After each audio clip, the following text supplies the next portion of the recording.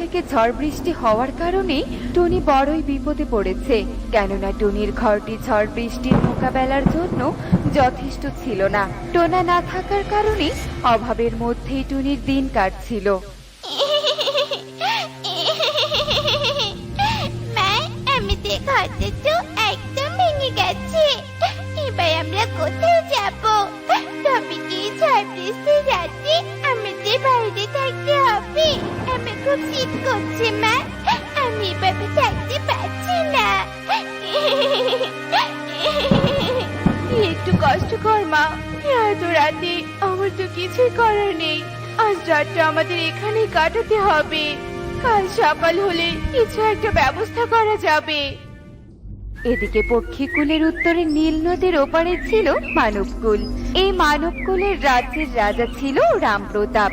রামপ্রতাপ এক বিষয় নিয়ে খুবই চিন্তিত ছিল, কেননা তার রাজ্যে এক ডাইনির আগমন ঘটেছিল।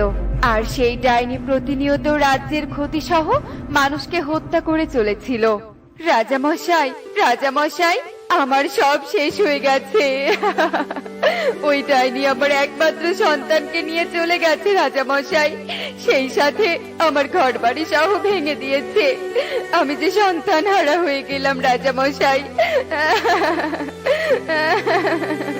না, ওই ডাইনির এমন কর্মকাণ্ড আর মেনে নেওয়া যাচ্ছে না। এভাবে চলতে থাকলে তো আমার রাজ্য ধ্বংস হয়ে যাবে। এক্ষুনি আমাকে হিমালয় পর্বতের তান্ত্রিকের কাছে যেতে হবে। তুমি রাজ্যে ফিরে যাও, আর আমি এর ঠিক একটা সমাধানের ব্যবস্থা করব। এরপর পরের দিন ভোর হতেই রাজা রামপ্রতাপ হিমালয় পর্বতের উদ্দেশ্যে বেরিয়ে পড়ে।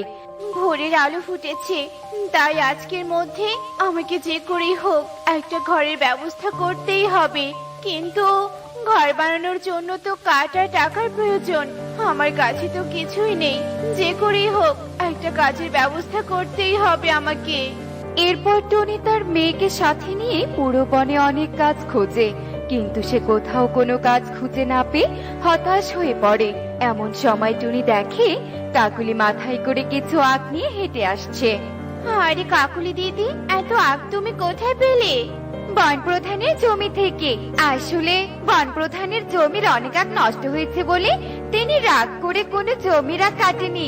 ওই জমি থেকে এসব ভালো ভালো আখ বেছে আখ কেটে আনলাম, যদি এগুলো কাজে লাগাতে পারি। এই বলে কাকুলি চলে যায়। আর তখনই টুনি বলে ওঠে, মোড়লের জমিতে অনেক পরিত্যক্ত আখ পড়ে আছে, ব্যাপারটা তো দেখতেই হচ্ছে। টুকি, চল মা। এরপর টুনি টুকিকে নিয়ে মোড়লের জমিতে যায় আর গিয়ে দেখে সেখানে সব আখ নষ্ট হয়ে পড়ে আছে। যেসব আখ ভালো ছিল তা অন্য সব পাখিরা নিয়ে চলে গেছে, আর যা আছে সেসব প্রায় শুকিয়ে কাঠ হয়ে গেছে। মা, এখানে তো একটা আঁকও ভালো নেই। যা আছে তার তো প্রায় সবই শুকিয়ে কাঠ হয়ে গেছে। টুকি, আমার মাথায় একটা বুদ্ধি এসেছে। এসব আখ তো শুকিয়ে শক্ত হয়ে গেছে, তবে তো এসব আখ দিয়ে আমি সুন্দর করে একটা ঘর তৈরি করতে পারবো। মা, বুদ্ধিটা কিন্তু মন্দ না, তুমি তাই করো মা। এসব শুকনো আখ দিয়ে তুমি একটি ঘর তৈরি করো, তবে আমাদের আর আশ্রয়হারা হয়ে থাকতে হবে না। এরপর টনি তার ভাবনা মতো কাজ করে আর মোড়লের জমি থেকে আখ সংগ্রহ করে তা দিয়ে সুন্দর একটি আখের ঘর তৈরি করে আর মেয়েকে নিয়ে সেখানেই থাকতে শুরু করে। কি সুন্দর ডিমটা! এই ডিমটা আমি বাইরে নিয়ে যাব। নিশ্চয় এই ডিমটা কারো কাছ থেকে হারিয়ে গেছে। এরপর টুকি আগে পিছে কিছু না ভেবে ডিমটা বাড়িতে নিয়ে আসে। মা, দেখো ডিমটা কি সুন্দর। আমার মনে হয় এই ডিমটা এখনো ভালো আছে। মা, ও মা, তুমি এই ডিমটাতে দাঁত দিয়ে বাচ্চা ফোটাবে? কি সব চাটা বলছিস? কার না কার ডিম, সেটাতে আমি দা দিতে যাবো কেন? তুই এই ডিম যেখানে পেয়েছিস সেখানে রেখে আয়। এমন করে বলো না মা, দয়া করে আমার এই আবদারটা রাখো। তাছাড়া এই ডিমটা ফেলে দিলে তো নষ্ট হয়ে যাবে। তুমি কি চাও একটা প্রাণী ভাবে নষ্ট হয়ে যাক? টুকির কথায় টুনির মনেও মায়া জন্ম নেয় আর টুনি গোলাপি ডিমে তা দিতে থাকে। রাজা আমার ভয়ে তার রাজ্য থেকে পালিয়েছে মনে হয়। এবার এই পুরো রাজ্য হবে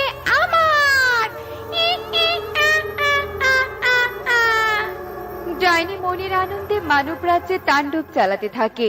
এদিকে রাজা রামপ্রতাপ দীর্ঘদিন ধরে পথ অতিক্রম করে অবশেষে সে হিমালয় পর্বতে এসে পৌঁছায় আর তান্ত্রিককে সবটা খুলে বলে। ওই ডাইনি সাংঘাতিক, তাকে মারা এত সহজ নয়। আমাকে 2 দিন সময় দে, আমি ধ্যান করে ঠিক একটা উপায় বের করব। এদিকে একদিনের মধ্যেই গোলাপি ডিম থেকে একটি ছোট্ট পাখির ছানার জন্ম হয়। পাখির ছানাটা দেখতে বেশ অদ্ভুত ছিল। তার গায়ের রং টকটকে গোলাপি ছিল আর তার ঠোঁট ছিল অনেক লম্বা। আরে এটা আবার কেমন পাখি? এমন অদ্ভুত পাখি তো আমি আগে কখনো দেখিনি। মা, আজ থেকে এটা আমার বন্ধু। তুমি কিন্তু আমার বন্ধুর ব্যাপারে কিচ্ছুটি বলবেন না। রাজা মশাই, আমি পেয়েছি উপায়। ওই ডাইনি তার মৃত্যুর উপায় ধ্বংস করতে চেয়েছিল, কিন্তু সে ব্যর্থ হয়েছে। ওই ডাইনিকে মারতে পারতো এক গোলাপি পাখি, যার ঠোঁট ছিল অনেক বড়। ডাইনি তা জানতে পেরে ওই গোলাপি পাখিকে হত্যা করেছে, কিন্তু পাখিটি মৃত্যুর আগে সুন্দরবন নামক এক পক্ষীকুলে একটি ডিম রেখে যায়। আর ওই ডিম ফুটে যে ছানা বের হবে, ওই ছানাই পারবে ডাইনিকে হত্যা করতে। আমার গণনা বলছে ডিম ফুটে ওই ছানার জন্ম হয়ে গেছে। তোমাকে এক্ষুনি পক্ষীকুলে যেতে হবে। এই শুনে রাজা প্রতাপ আর এক মুহূর্ত দেরি না করে পক্ষীকুলের উদ্দেশ্যে রওনা হয়ে পড়ে। এদিকে টুনির বাড়িতে থাকা গোলাপি পাখি প্রতিনিয়ত আকার বড় হতে থাকে। দেখতে দেখতে ওই পাখি বিশাল আকার ধারণ করে। কিন্তু টুনির পোষা পাখির আকার নিয়ে তাদের সমস্যা না হলেও বনের বাকি পাখিদের গোলাপি পাখিকে নিয়ে খুব সমস্যা ছিল। ওই পাখিটা তো দেখছি দিন দিন দানবের আকার ধারণ করছে। ওই পাখি এই বনে থাকলে আমাদের বিপদ হবে। ও আমার বন্ধু, ও এই বনে থাকলে কারো কোনো ক্ষতি হবে না। কেউ এদের কথা শুনো না, আমাদের একজোট হয়ে এই পাখিকে বন থেকে বের করে দিতে হবে। কি বলে সবাই? হ্যাঁ হ্যাঁ, ঠিক ঠিক, এই পাখিকে বের করে দেওয়া হোক। যে পাখিকে বের করাতে বাধা দিবে তাদেরকে ওই বন থেকে তাড়িয়ে দেওয়া হবে। তোমরা আমার কথাটা একটু শোনো। এই পাখি আমার মেয়ের বন্ধু, ও আমারই সন্তানের মতো। ও তোমাদের কোনো ক্ষতি করেনি, তবে তোমরা সবাই এমন কেন করছো? এই টুনির কথা কেউ বিশ্বাস করো না। ও নিশ্চয়ই পাখির দ্বারা আমাদের ক্ষতি করে বড়লোক হওয়ার পরিকল্পনা করছে। এক্ষুনি এদের বন থেকে তাড়িয়ে দেওয়া হোক। পুরো বনের পাখিরা একজোট হয়ে যেই না টুনি সহ গোলাপি পাখিকে তাড়িয়ে দিতে যাবে, তখনই সেখানে মানবকুলের রাজা রামপ্রতাপ এসে হাজির হয়। দাঁড়াও, তোমরা কি করছো? কি এমন ভুল তোমরা করো না। কি, এটা তো মানবকুলের রাজা। তবে কি এই রাজা আমাদের ক্ষতি করতে এসেছে? না না, আমি তোমাদের কোনো ক্ষতি করতে আসিনি, আমি তো সাহায্য চাইতে এসেছি। এরপর রাজা সব ঘটনা খুলে বলে। সব শুনে টুনি বলে, তোমাদের আমি বলেছিলাম তোমরা ভুল করছো। এই পাখি কারো ক্ষতি করবে না। দেখলে তো, এই পাখির জন্মই হয়েছে ডাইনির হাত থেকে পৃথিবীকে রক্ষা করতে। রাজা মশাই, চলুন, আমি পাখিকে আপনার রাজ্যে নিয়ে যাচ্ছি। এরপর বনের পাখিরাও তাদের নিজেদের ভুল বুঝতে পারে। রাজা ঠোঁট লম্বা পাখিকে নিয়ে তার রাজ্যে যায়। আর ডাইনি যেই না আবার রাজ্যে হামলা করতে আসে, তখনই গোলাপি পাখি তার লম্বা ঠোঁট দিয়ে ডাইনিকে ঠোকর দিয়ে হত্যা করে। আর পুরো মানবকুল ডাইনির হাত থেকে রক্ষা পায়। আর রাজা রামপ্রতাপ টুনি সহ পুরো পক্ষীকুলের ভালো মন্দের দায়িত্ব নেয়। আর গোলাপি পাখিও টুনির সাথে আনন্দে দিন কাটায়। দেখলে তো বন্ধুরা, সব ভালো যার শেষ ভালো তার। এমনই সব মজার মজার শিক্ষণীয় টুনি পাখির গল্প দেখতে আমাদের সাথেই থেকো। আর গল্পটি কেমন হয়েছে তা কমেন্টে জানাতে ভুলো না কিন্তু। Bye bye. এত সকাল সকাল কোথায় নিয়ে যাচ্ছ আমাকে? প্রকৃতি মাতা তোদের নিয়ে বনে যেতে বলেছে। শুনলাম পরে সব ছানাদের নিয়ে আজ প্রকৃতি মাতা তার সাথে দেখা করতে বলেছেন, তাই তোদের সেখানে নিয়ে যাচ্ছি। কিন্তু কেন মা? হঠাৎ আজ বনে সবাইকে দেখেছি, নিশ্চয়ই কোনো কারণ আছে, তাই না মা? কিভাবে বলি, এটা তো সেখানে গেলেই বোঝা যাবে। এরপর তারা প্রকৃতি মাতার সাথে দেখা করার জন্য বনে চলে যায়। আর সেখানে গিয়ে দেখা পায় বনের বাকি পাখিরা আগে থেকেই তাদের ছানাদের নিয়ে সেখানে উপস্থিত ছিল। তোমাদের সবাইকে আমি একটা গুরুত্বপূর্ণ কারণে এখানে ডেকেছি। কি সেই কারণ প্রকৃতি মাতা? আমরা সবাই এখানে উপস্থিত আছি, তাই আপনি আমাদের কারণটা বলতে পারেন। বলছি টুনি, আসলে আমি আর বেশি দিন এই বনে থাকতে পারবো না, তাই আমি যাওয়ার আগে এই বনের দায়িত্ব কাউকে দিয়ে যেতে চাই। আর সঠিক কাউকে বেছে নেওয়ার জন্য আমি এই বনের 4 কন্যার মাঝে একটি পরীক্ষা নিব। কিন্তু আপনি সেই পরীক্ষার জন্য কাকে কাকে বেছে নেবেন? এই পরীক্ষায় যারা থাকবে তারা হচ্ছে টুকি, টুনটুন, কুহু আর পারুল। এই 4 কন্যাই আমার পরীক্ষা দিবে, আর যে বা যারা পরীক্ষায় উত্তীর্ণ হবে আমি তাদের হাতেই বনের দায়িত্ব তুলে দিব। কিন্তু প্রকৃতি মাতা, আপনি আমাদের না নিয়ে ছানাদের নিলেন কেন? আর আমার মেয়ে ইকরিকেই বা কেন বাদ দিলেন? ছানাদের মন অনেক সহজ সরল, তাদের মনে কোনো জটিলতা নেই। আর তোমার মেয়ে ইকরিকে আমি ইচ্ছে করেই বাদ দিয়েছি। এই পরীক্ষা আমি শুধু গরিব পাখিদের মাঝে নিব, আর তুমি অনেক ধনী আর প্রভাবশালী, তাই আমি তোমার মেয়েকে বাদ দিয়েছি। এতদিন ধরে আমি এই বনের মোড়ল হয়ে আসছি, আর আজ আমার মেয়েকে বাদ দেওয়া হলো। আমিও দেখে নিব কিভাবে এই 4 কন্যা পরীক্ষায় উত্তীর্ণ হয়। শোনো ছানারা, তোমাদের মাঝে টুকি আর টুনটুন, তোমরা যাবে রোদ পাহাড়ে, আর পারুল আর কুহু যাবে নীলধারা নদীর তীরে। তোমরা এই সোনার পালক শুধু একবার ব্যবহার করতে পারবে, আর তোমরা যে কাজ করতে পারবে তা যদি তোমরা না করে এই পালকের সাহায্য নাও, তাহলে এই পালকের গুণ নষ্ট হয়ে যাবে। আর হ্যাঁ, তোমাদের অবশ্যই মিলেমিশে কাজ করতে হবে। এখন তোমরা যে যার গন্তব্যে রওনা দাও, আর কাল ঠিক এখানেই তোমাদের পালক নিয়ে চলে আসবে।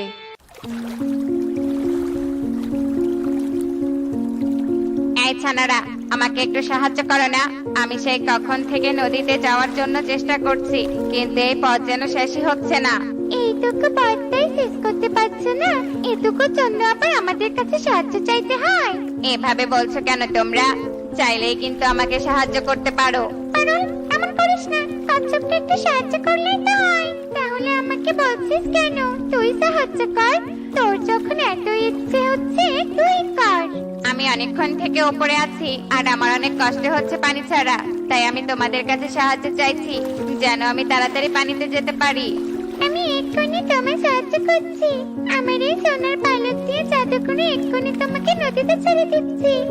এ কথা বলে কুহু তার সোনার পালক দিয়ে জাদু করলে কচ্ছপ চোখের পলকে নদীতে চলে যায়। আর ঠিক তখনই কুহু খেয়াল করে যে তার সোনার পালক ধীরে ধীরে কালো হয়ে যাচ্ছে। এ, আমার সোনার পালক তো কালো হয়ে যাচ্ছে, এখন আমি কি করব? এমন কেন হচ্ছে? ওরে বোকা, এইটুকু কাজের জন্য আবার সোনার পালকের সাহায্য নিলে কেন? এটা তো নিজেই করতে পারতি। তোর বোকামির কারণে সোনার পালকের গুণ নষ্ট হয়ে গেল। এই রে, আমি তো প্রকৃতি মাতার কথা বলে গিয়েছিলাম, এখন আমি কি করব? পারো, তোর পালকটার রং তো একদম ঠিক আছে। আমরা দুজন চাইলে ওই একটা পালক দিয়ে পরীক্ষায় উত্তীর্ণ হতে পারবো। আমাকে তোর সাথে রাখবি? না না, তা কি করে হয়? যদি আমি একাই পরীক্ষায় উত্তীর্ণ হই, তাহলে আমার একার হাতে দায়িত্ব আসবে।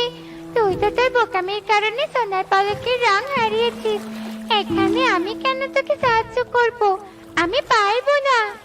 এ কথা বলতে না বলতেই পারুল লক্ষ্য করে যে তার হাতের পালকটাও কালো রঙের হয়ে যাচ্ছে। আর ঠিক তখনই তার মনে পড়ে যায় প্রকৃতি মাতার কথা, যিনি তাদের মিলেমিশে থাকতে বলেছিল। কি পারো, তোর হাতের পালকটাও তো দেখছি কালো হয়ে গেছে। দেখলি তো হিংসামের ফল? যদি আমার সাথে মিলেমিশে থাকতি, তাহলে তোর পালকের কোনো আর নষ্ট হতো না। তুই ঠিক বলেছিস রে কুহু, আমিও যে ভুল করে ফেললাম, কিন্তু এখন আর কি করার? চল, এখন বনে ফিরে যাই। ওইদিকে না জানি টুকিদের কি অবস্থা। আর পারছি না রে, এই রোদ পাহাড়ে উঠতে উঠতে তো আমি শেষ। এই বলিস না রে টুকি, যাই রোদ, আশেপাশে কোথাও কোনো ছেলে নেই। আরে ওই দেখ, একটা ছোট ফুল গাছ। আরে দেখ তো, দেখ টুনটুন, ফুল গাছটা কেমন নেতিয়ে পড়েছে। এত রোদ এখানে, মনে তো হচ্ছে না যে গাছটা এখানে বেঁচে থাকতে পারবে। চল টুকি, আমরা এই গাছটা আমাদের সাথে নিয়ে যাই। আর এখানে তো তেমন কিছু দেখছি না। প্রকৃতি মাতা যে আমাদের কিভাবে পরীক্ষা নিচ্ছে কে জানি। কেন জানিস না? প্রকৃতি মাতা তো এখানে বলেই পাঠিয়েছে। প্রকৃতি মাতা তো বলেছে যে সোনার পালক নিজেরা করতে পারবো না, কিন্তু এই রোদ পাহাড়ি রোদ ছাড়া তো আর কিছু দেখছি না।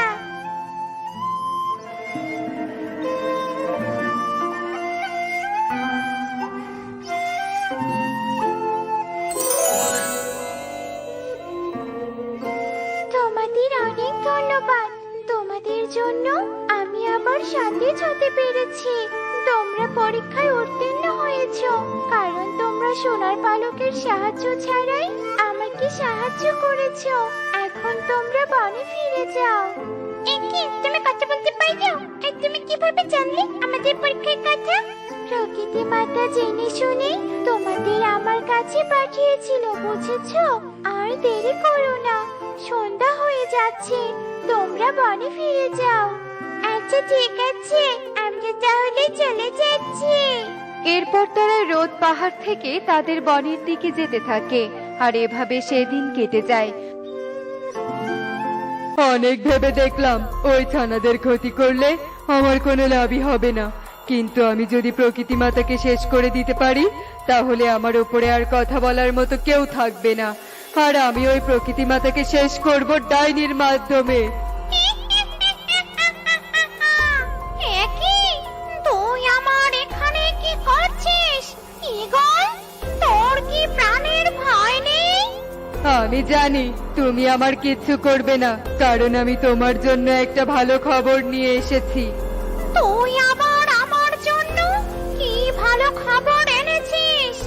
আজ আমাদের বনে আবার প্রকৃতি মাতা আসবে, আর ও নাকি কিছুদিন পর চলে যাবে। ওর চলে যাওয়ার আগেই তুমি যদি ওকে শেষ করে দিতে পারো তাহলে তুমি অনেক শক্তিশালী হয়ে যাবে, আর তখন এই পৃথিবীতে তোমাকে আর কেউ হারাতে পারবে না। ঈগল কথাটা তো খারাপ বলেনি, আর এমনিতেও আমি অনেক দিন থেকে ওই প্রকৃতি মাতাকে শেষ করতে চাইছি। এরপর ঈগল আর ডাইনি মিলে প্রকৃতি মাতাকে শেষ করার জন্য বনে চলে যায়, আর প্রকৃতি মাতা ডাইনিকে দেখে একটু ভয় পেয়ে যায়। এ কি দুষ্টু ডাইনি, তুই এখানে কি করছিস? আর ঈগল, তুমি এই ডাইনির সাথে কি করছো? ঈগল আর তোকে কি বলবে, ও নিজেই তো আমাকে এখানে নিয়ে এসেছে। এখন আমি তোকে শেষ করব, আর তোর সমস্ত শক্তি কেড়ে নেব। না না, তুই কখনো এই কাজ করতে পারবি না। একি, ডাইনি, টুনটুন, এই ডাইনিকে আমাদের শেষ করতে হবে, না হলেও প্রকৃতি মাতার ক্ষতি করবে। কিন্তু ডাইনিকে তো আমরা শেষ করতে পারবো না।